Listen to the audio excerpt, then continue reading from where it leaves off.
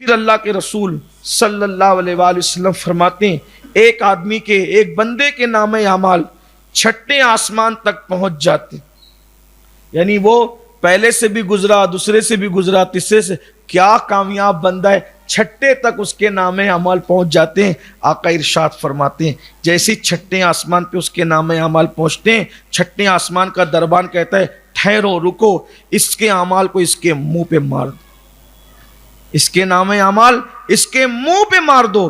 پھر کہتا ہے اس لیے اس کے نام اعمال اس کے منہ پہ مارو کہ اس کے قلب میں قساوت ہے، قساوت یعنی سختی ہے، یہ شخص اللہ کے بندوں کی مصیبت دیکھ کے خوش ہوتا ہے۔ کسی کو مصیبت میں دیکھ کر یہ خوش ہوتا ہے، کسی کو مصیبت میں دیکھ کے اس کو خوشی ہوتی ہے۔ چھٹے آسمان سے اس کا نام اعمال اس کے منہ پہ مارا جاتا ہے۔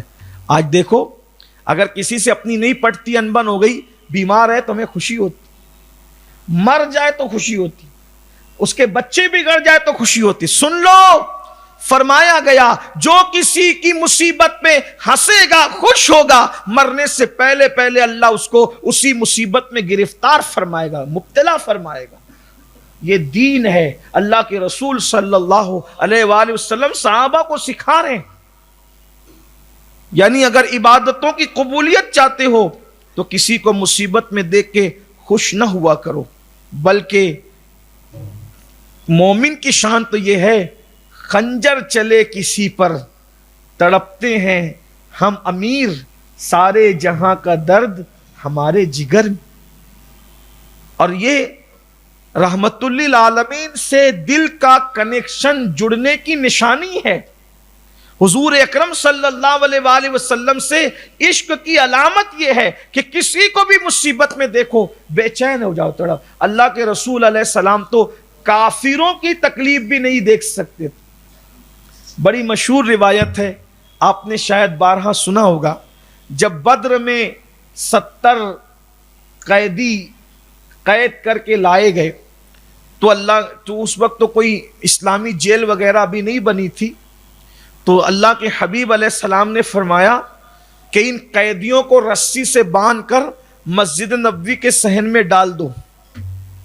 ان قیدیوں کو رسی سے باندھ کر مسجد نبوی کے صحن میں، کون قیدی؟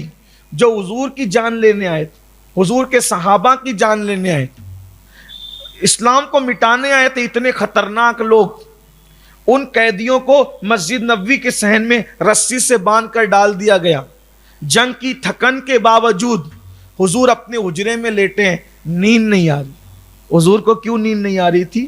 اس لیے کہ رسی سے بندھے ہوئے وہ قیدی کرا رہے تھے، آہ آہ کر رہے تھے۔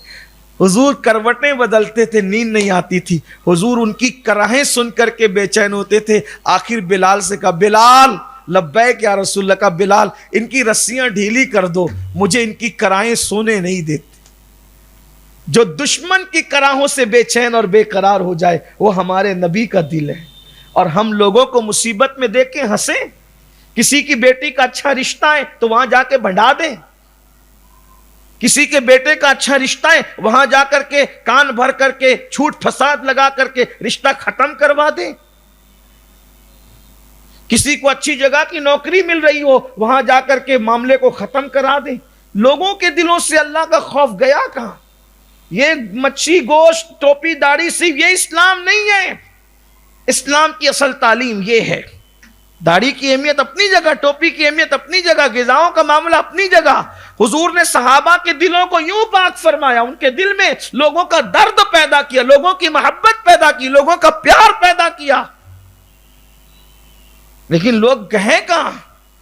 فرمایا جو لوگوں کو مصیبت میں دیکھ کے خوش ہوتا ہو اس کی عبادت چھٹے آسمان میں چلی جائے تو بھی رد کر دی جاتی، اس کے منہ پہ مار دی جاتی۔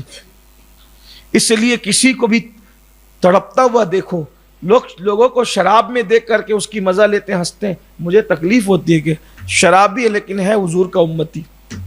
اور ایک بات یاد رکھنا، میں تو شرابی کا بھی مذاق اڑانے کا اس لیے قائل نہیں ہوں، آج شراب پی رہے، پتہ نہیں کل جام محبت نصیب ہو جائے، آج کا شرابی کل کا بشر حافی بن جائے۔ اللہ کو دن پلٹنے میں کیا لگتا ہے؟ وہ چاہے تو میں خانے سے اٹھا کر بشر کو کہاں پہنچا دے، ہیں، اور اگر وہ چاہیں تو پھر کیا کر دے؟ سعد ابن ابی وقاص کے گھر میں پیدا ہوا امر سعد، اس کو جہنم کا کتا بنا دے، ہیں؟ ابو لہب جیسے جہنم کے کتے کے گھر میں جنتی بیٹی پیدا کر دے، ابو جہل جیسے جہنم کے کتے کے گھر میں اکرمہ جیسا صحابی رسول پیدا کر دے۔ اللہ کی شان ہے۔